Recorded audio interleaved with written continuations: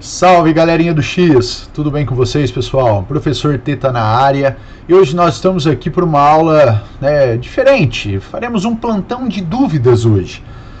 Chegaram algumas dúvidas até a minha pessoa e dentre essas dúvidas eu escolhi alguns exercícios envolvendo aí os módulos que nós já estudamos para dar alguns toques, mostrar algumas linhas de raciocínio para que vocês tentem caminhar mais sozinhos aí, tudo bem? Não estou falando que não tem que mandar dúvida, tem que mandar dúvida sim. Só que às vezes naquela ansiedade a gente trava num, trava no outro, começa a ficar nervoso, trava em outro e na verdade apenas uma leitura um pouco mais calma já facilitaria o entendimento, beleza? Bom, a gente vai começar com o módulo 2, frente A, velocidade e aceleração escalares médias. E das dúvidas que me chegaram eu queria iniciar com o exercício 13. Ele fala assim: considere um carro que viaja em linha reta de forma que a sua posição seja uma função linear com o tempo. Essa informação é só a informação mais importante desse enunciado. A posição é uma função linear do tempo. Isso tem um significado muito específico que a gente vai ver agora, tá? É correto afirmar que entre dois instantes, dois momentos diferentes, T1 e T2, bom, a pergunta dele é: o que está acontecendo com a velocidade entre dois instantes diferentes para uma situação em que a posição é uma função linear do tempo?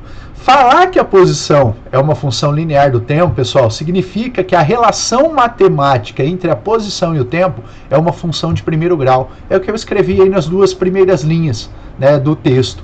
E nós aprendemos que o movimento que tem o espaço e o tempo se relacionando a partir de uma função de primeiro grau é o movimento uniforme, o movimento de velocidade constante. E eu te relembrei aí, ó, em vermelho, a função horária dos espaços no movimento uniforme, que é o S igual a S0 mais V vezes T. Então, olha só, de cara, as letras B e C eu já descarto. Porque se o movimento é uniforme, se a velocidade é constante, eu não posso em nenhum momento ter uma função crescente da velocidade ou função decrescente. Se eu tivesse isso, eu estaria indicando uma mudança de velocidade, e não é o que o exercício está propondo. Então, de cara, eu já descarto a alternativa B e a alternativa C. Bom, alternativa A, ele fala que a velocidade média é igual à soma das velocidades instantâneas. Pessoal, movimento uniforme. Vamos supor que no instante 1 a velocidade seja 10.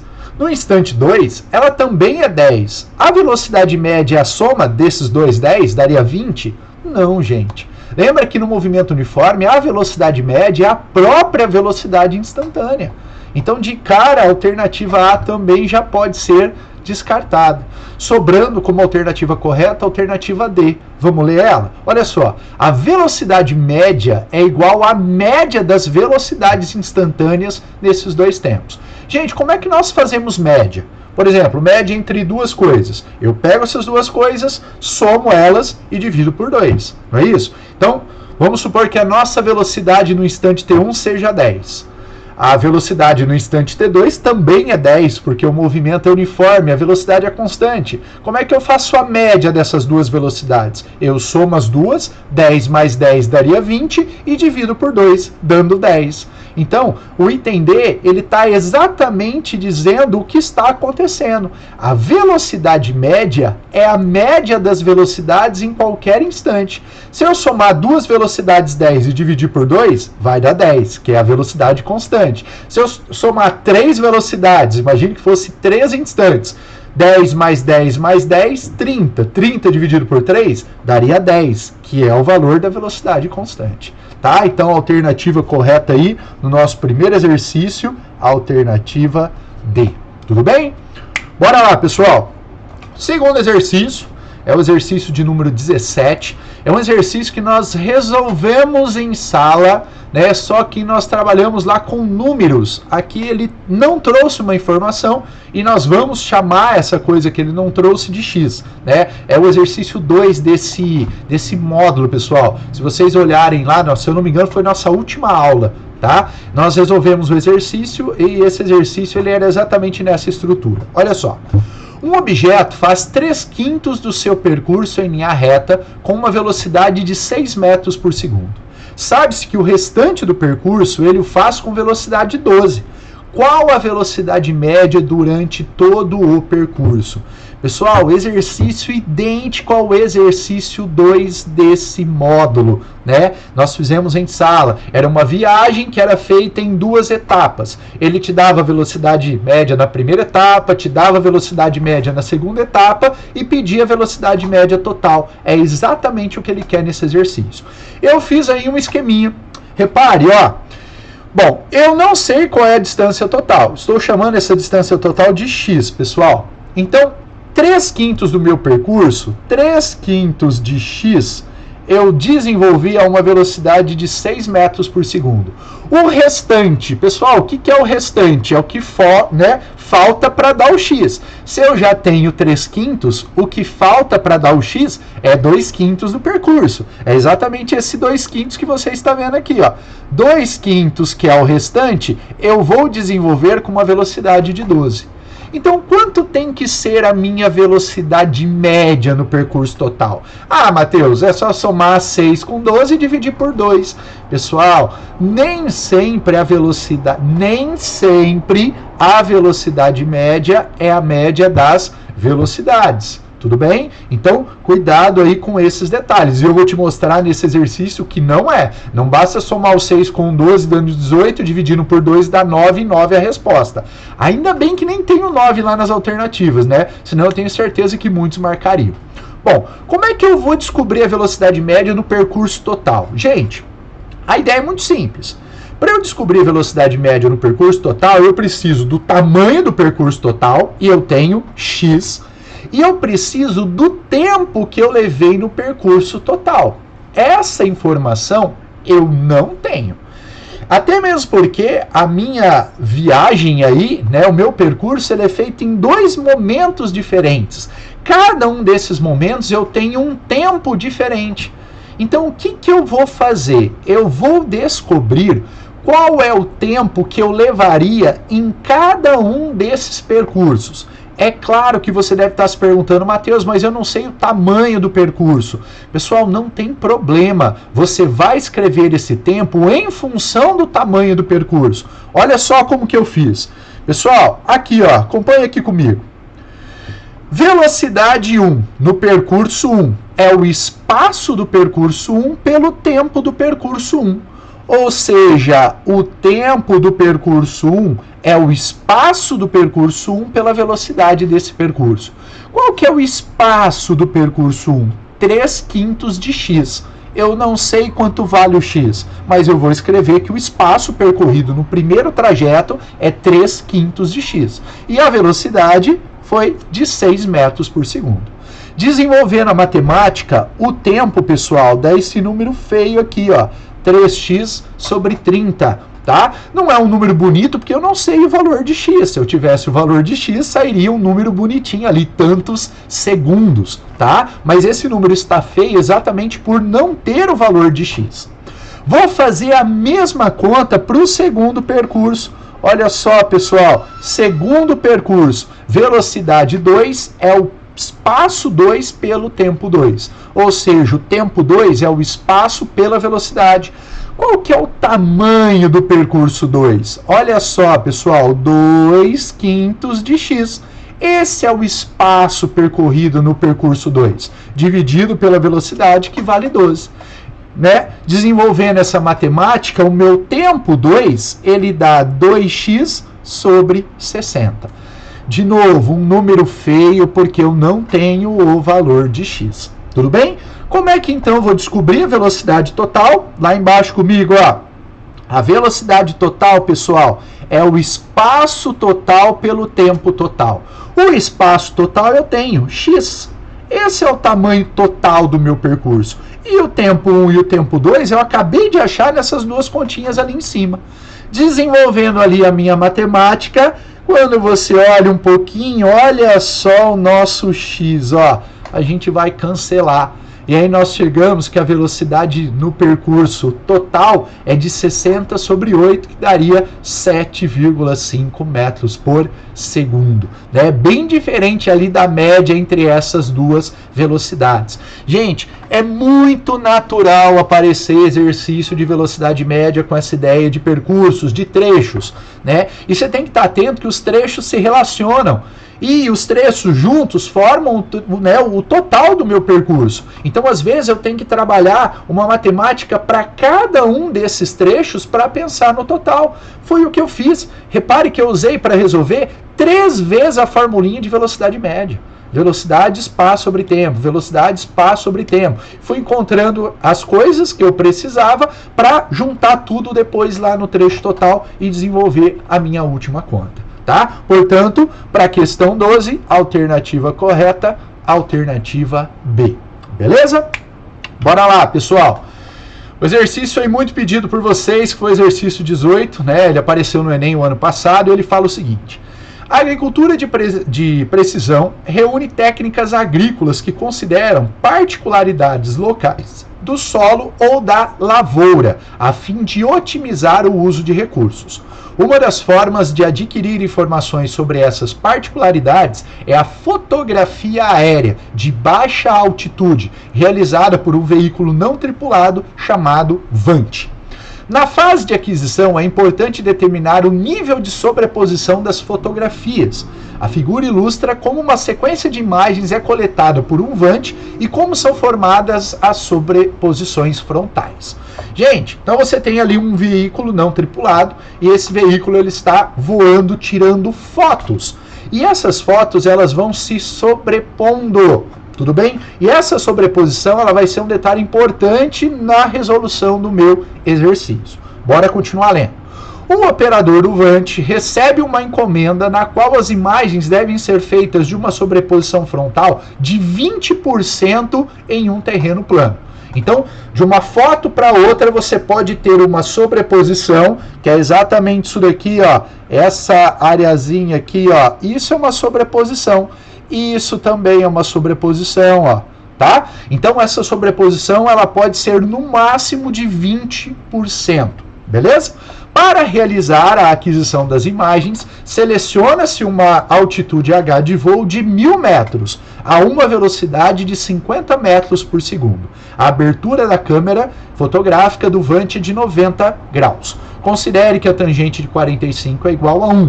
A pergunta então dele: qual o intervalo de tempo que o operador deve adquirir 2 imagens consecutivas? Pessoal, a pergunta dele é, ó, a hora que ele começa aqui, ó, até aqui, né? Porque é isso que eu vou fotografar. Isso daqui, ó, essa região riscada aqui, pessoal, é uma região de sobreposição. Tudo bem? Então, do momento que eu começo uma imagem até o momento que se inicia a sobreposição, quanto tempo esse VANT vai demorar voando? Bom, o que eu fiz?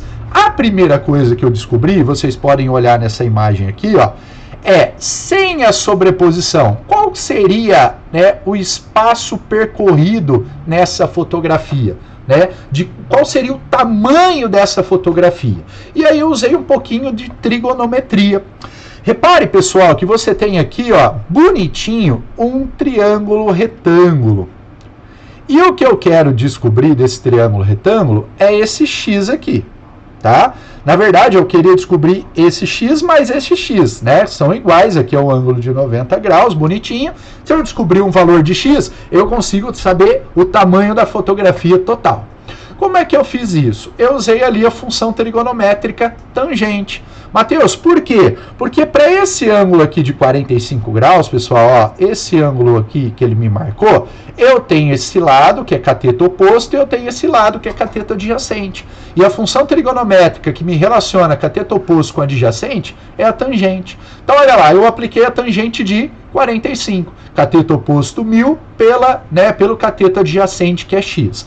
Desenvolvi a matemática e encontrei que o x, né, cada um daqueles x vale 1.000 metros. Então, o que eu quero que você entenda?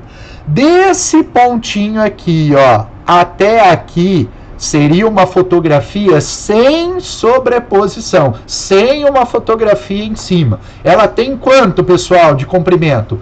2.000 metros. 1.000 valor de um x, mais 1.000 o valor do outro x. Mas a pergunta dele é que eu posso colocar uma sobreposição de 20%.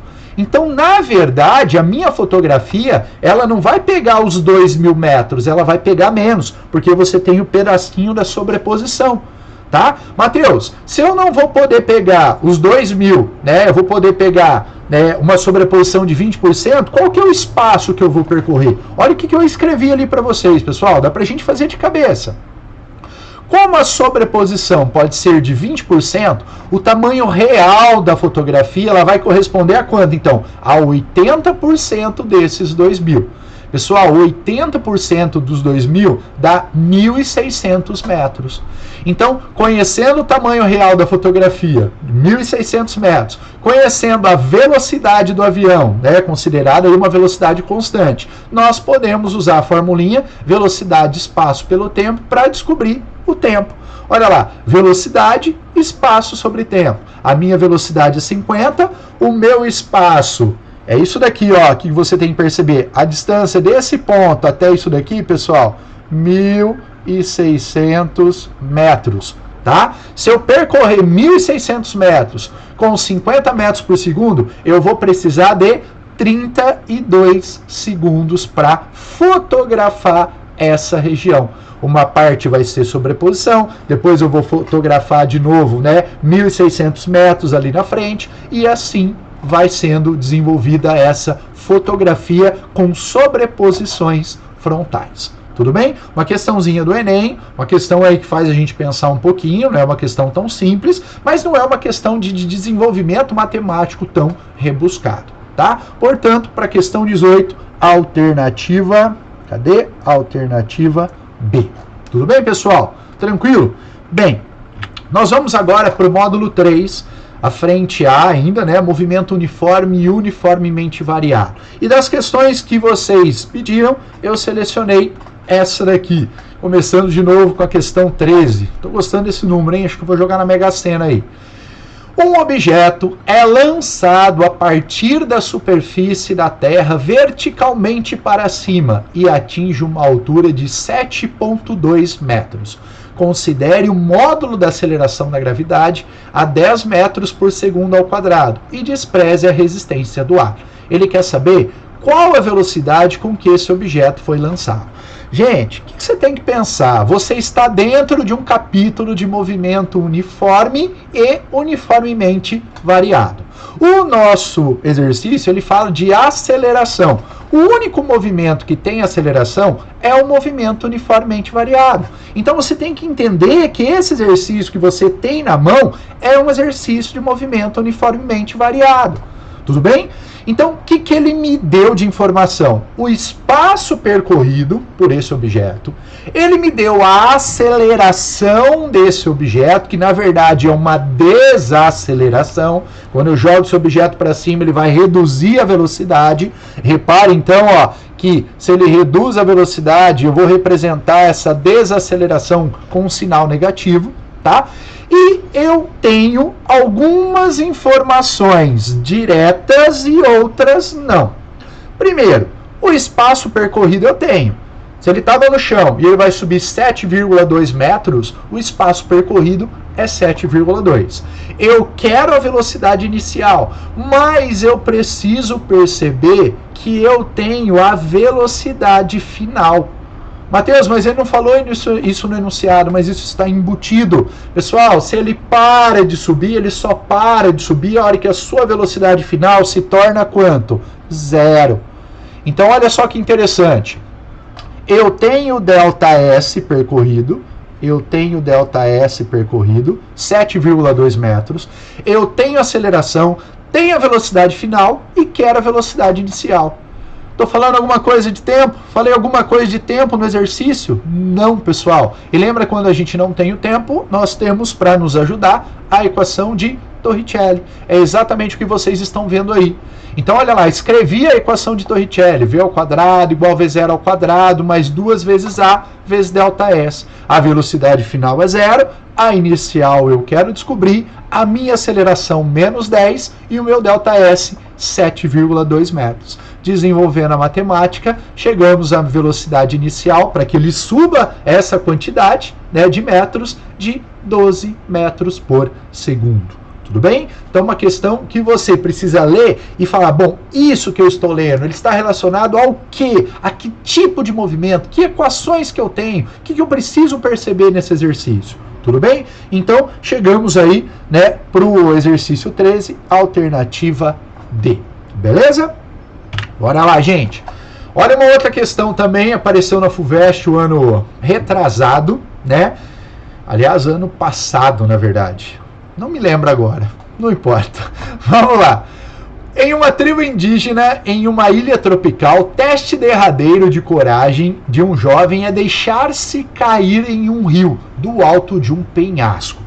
Um desses jovens se soltou, verticalmente a partir do repouso. Informação importante, pessoal. A partir do repouso. O que isso significa? Velocidade inicial igual a 0. Beleza? De uma altura de 45 metros em relação à superfície da água.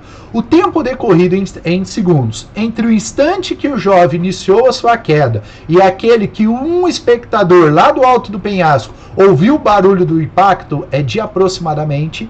Então a pergunta dele é: entre o cara saltar e uma pessoa que ficou lá em cima escutar o barulho dele batendo na água, demora quanto tempo?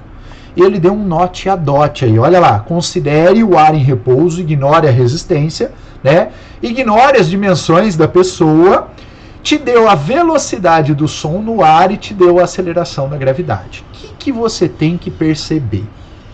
Tem duas coisas acontecendo.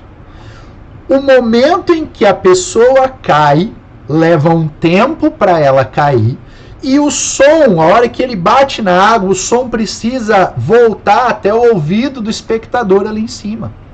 É isso que acontece. O menino pula, chegou na água, tempo 1. Mais o tempo que o som leva para voltar lá no ponto onde está o espectador. É isso que eu preciso entender que é o meu exercício. Então o meu exercício ele é feito de duas etapas. A queda do menino e o som voltando. E foi exatamente assim que eu dividi o meu exercício. Primeiro tempo que eu vou calcular é o que eu chamei de T1. Olha lá, é o tempo de queda do menino, tá? Então, o menino estava em repouso, olha lá, velocidade inicial, ó, velocidade inicial igual a 0. A aceleração com que ele se move é a aceleração da gravidade e o espaço percorrido por ele, pessoal, 45 metros. E, gente, se tem aceleração, é um movimento uniformemente variado. Olha lá a funçãozinha que eu escrevi, a função horária dos espaços. Tudo bem? Eu tenho a posição final, 45 metros. A posição inicial, estou me referindo a 0. Ele falou que a velocidade inicial é 0, então todo esse termo aqui, né, 0 vezes qualquer coisa vai dar 0. E eu vou descobrir esse primeiro tempo. Fazendo essa continha, o menino, ele leva 3 segundos para bater na água. Só que ainda tem o tempo que o som demora para chegar lá no ouvido do espectador lá de cima, tá? E foi aí que eu fiz o meu cálculo 2, ó. O primeiro cálculo é esse, o tempo que o menino cai. Depois eu fiz um segundo cálculo, o cálculo para o som voltar ali em cima. Qual a velocidade do som, pessoal? 360 metros por segundo. Mateus, eu tenho que saber essas coisas? Não, o exercício te deu no Note a Dot, tá? Mateus, qual que é o espaço percorrido? Ah, é o próprio tamanho ali, né, do derradeiro, né? Do derradeiro do penhasco. Pessoal, o menino não desceu 45 metros, o som vai ter que subir 45 metros também para chegar até o ouvido do cara que está ouvindo ali em cima, do espectador. Tudo bem? Aí eu usei a formulinha de velocidade, espaço sobre tempo. O som, pessoal, ele se propaga com velocidade constante, por isso que eu usei V delta S sobre delta T.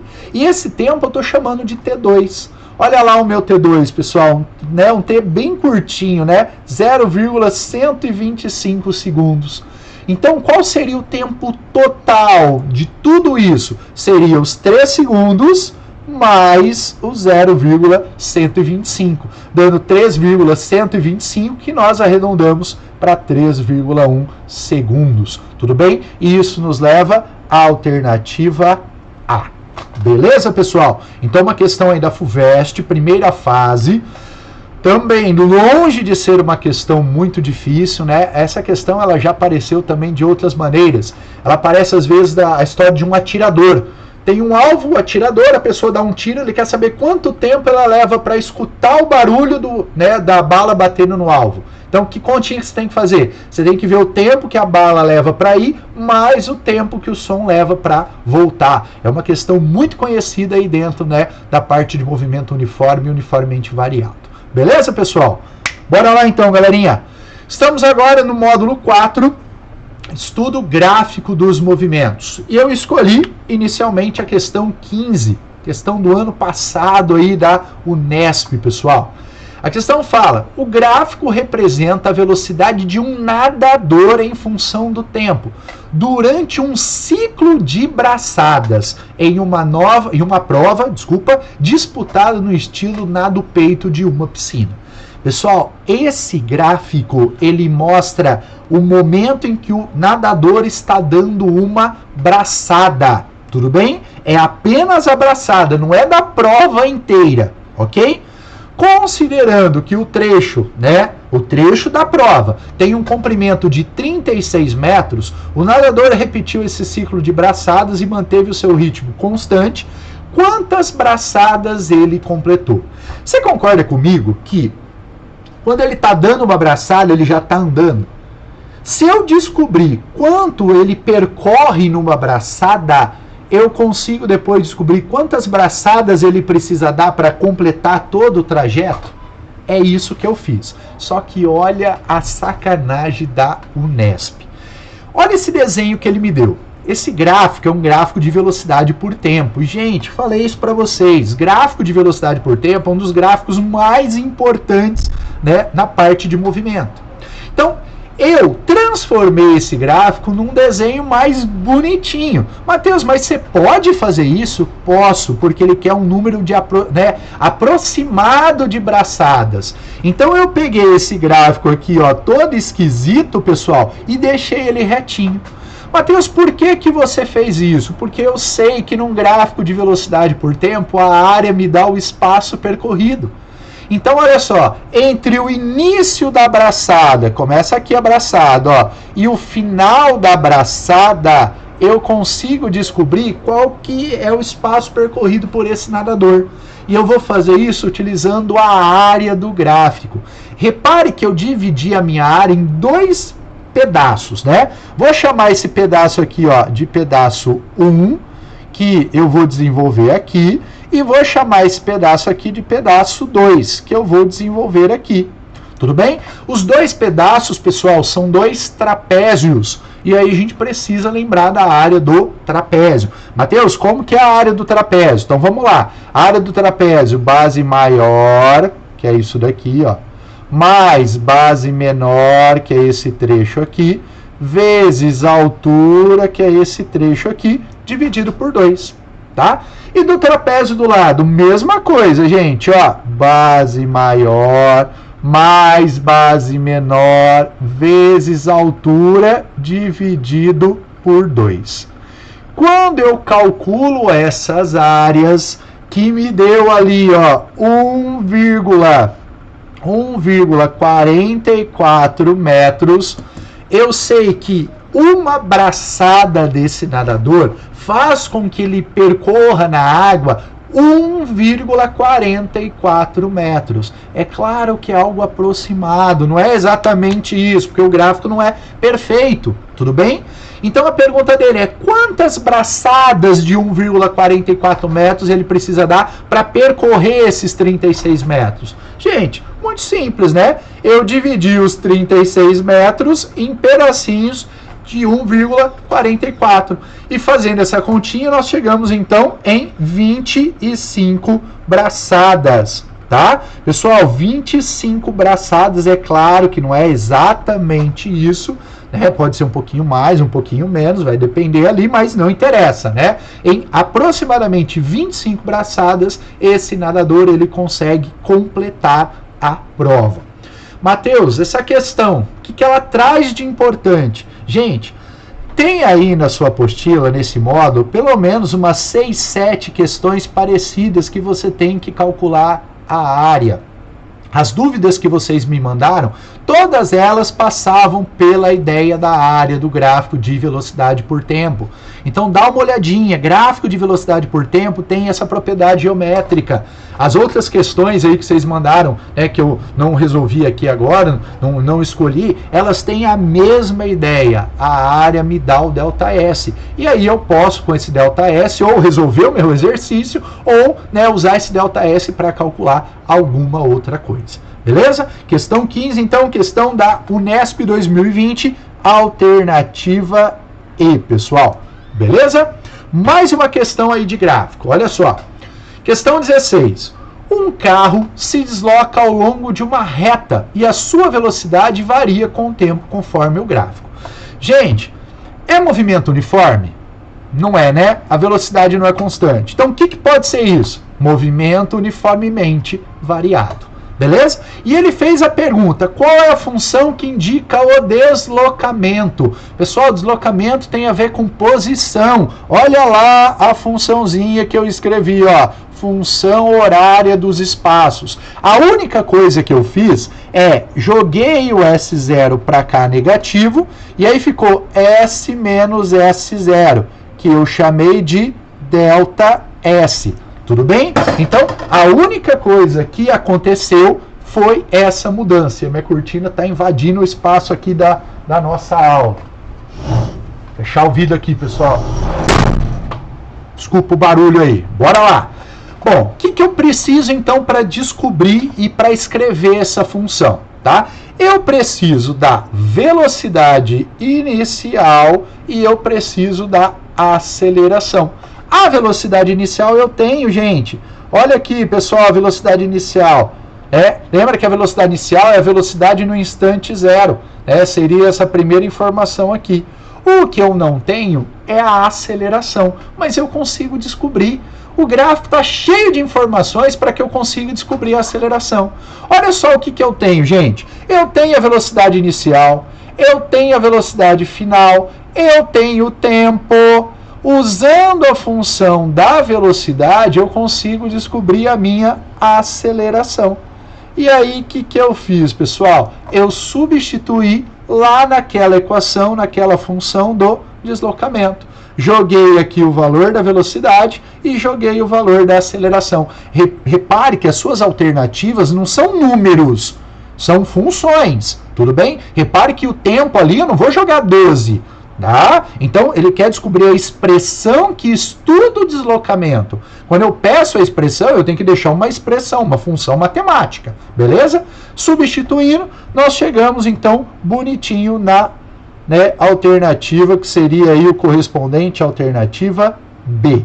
Tá? Então, Matheus, me pontua as coisas importantes desse exercício. Então, bora lá. Exercício de gráfico. Gráfico do quê? Velocidade por tempo. Ah, Matheus, eu não precisei fazer a área. Não, porque não pediu espaço percorrido. Ele queria uma função. Se ele pedisse o espaço percorrido, provavelmente eu poderia usar a área para responder. Tá? Então ele quer a expressão matemática que está por detrás desse gráfico. Beleza? O que eu precisei? De algumas informações para determinar essa função, e uma delas era a aceleração, e eu percebi que dava para descobrir a aceleração, porque um gráfico de velocidade por tempo te dá condições de fazer isso. Descobri a aceleração, voltei as informações ali na minha equação, e a gente chega tranquilamente na alternativa B. Tudo bem, pessoal? Então, uma questão aí, ó, trabalhosa, né? Não é aquela questão, você tem que ficar pensando muito. Mas não é uma questão tão boba também, não. Beleza?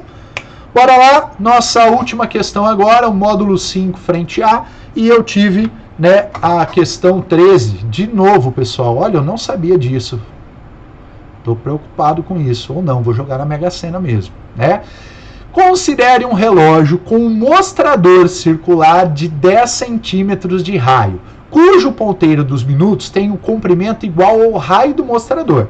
Você tem um reloginho lá, o ponteiro dos minutos é o raio da trajetória desse ponteiro. Considere esse ponteiro como sendo um vetor de origem no centro do seu relógio e de direção variável. Então, você tem aqui a origem do seu ponteiro, que é o seu vetor, e ele vai variando as suas direções à medida que ele vai girando. Tá? Olha a pergunta dele. o módulo da soma vetorial de 3 vetores determinados pela posição desse ponteiro. Quando o ponteiro está marcando meio-dia, depois meio-dia e 30 e por fim meio-dia e 40. Tá?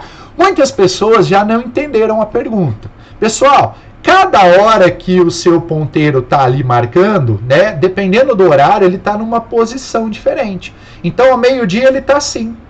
Meio-dia e meio ele está assim, pessoal. Meio-dia e 40 ele está numa posição para o outro lado, que foi essas representações que eu fiz para você. E em cada uma dessas representações eu chamei o vetor de uma letra. Então, olha só, a meio-dia eu chamei esse vetor de vetor A. Ao meio-dia e 30 eu chamei esse vetor de vetor B. Ao meio-dia e 40 eu chamei esse vetor de vetor C. O que ele quer que eu faça? Ele quer que eu descubra o vetor R, que é o vetor resultante, o vetor soma desses 3 vetores. Tá? Uma coisa importante, o ponteiro, pessoal, ele tem o mesmo tamanho independente de onde ele esteja. Então eu escrevi isso aqui, ó. O módulo desses vetores, que é o tamanho, é sempre o mesmo. O que muda é a direção e o sentido, mas o tamanho do ponteiro é sempre o mesmo. O que você precisava lembrar? Como é que nós fazemos soma de vetores? Eu tenho que somar 3 vetores. Quando a gente tem que somar mais de 2 vetores, a regra mais prática é a regra do polígono, onde você vai desenhando um vetor na frente do outro. Que foi o desenho que eu desenhei aqui para vocês, pessoal. Olha só. Eu vou fazer aqui do lado, mas já te aviso que vai ficar um pouco torto, é difícil escrever, né, nessa mesa digitalizadora que eu estou usando, por isso que eu fiz ele aí já representado bonitinho, mas a ideia é a seguinte, eu quero somar o vetor A com o vetor B com o vetor C. Como é que a gente começa? Eu vou desenhar o vetor A, tá aqui o vetor A, ó. Esse é o vetor A. Na frente do vetor A, eu vou desenhar o vetor B. Gente, o vetor B ele é igualzinho o vetor A, a única coisa diferente é o sentido. Então, ó, eu estava aqui, fui lá no vetor A, depois na frente do vetor A eu desenhei o vetor B. Eu estou aqui agora. O que eu vou fazer agora? Eu vou desenhar o vetor C. O vetor C está assim, ó. Esse é o vetor C. Tudo bem? Mateus, como que era o vetor resultante? O vetor resultante, ele sai lá do primeiro e vai em direção ao último. Então, olha o que eu fiz aqui, ó. Eu desenhei o vetor A o vermelho. Na frente do vermelho eu desenhei o vetor B, que é o azul. Na frente do vetor B, que é o azul, eu desenhei o vetor roxo, que é o vetor C. Cadê o vetor R? O vetor R ele começa com a pontinha do vermelho e vai lá na pontinha do roxo. É esse vetor preto que vocês estão vendo. Só que quando você olha para esse vetor preto, você percebe que esse vetor preto é exatamente igualzinho o vetor roxo. Pessoal, eles têm a mesma direção, eles têm o mesmo sentido, eles têm o mesmo módulo. Se o ponteiro, né, o tamanho do ponteiro tinha a ver com o tamanho do vetor, e o vetor R é igual ao vetor C, que vale 10, o módulo, então, do vetor resultante vale 10 também. É isso que nós tínhamos que concluir. E isso está na alternativa D. Tudo bem? Gente, olha só, eu sei que vocês estão estudando, estão cheios de dúvidas. É muito importante fazer uma leitura mais calma do exercício, dar uma relembrada na teoria, né? Se possível, ter o auxílio aí de um material didático, de um livro, né? O livro ajuda. A gente tem a nossa apostila do X, pessoal. A nossa apostila ela é um resumo do conteúdo, né? Se você puder buscar aí na internet livros de física, vai facilitar muito o entendimento.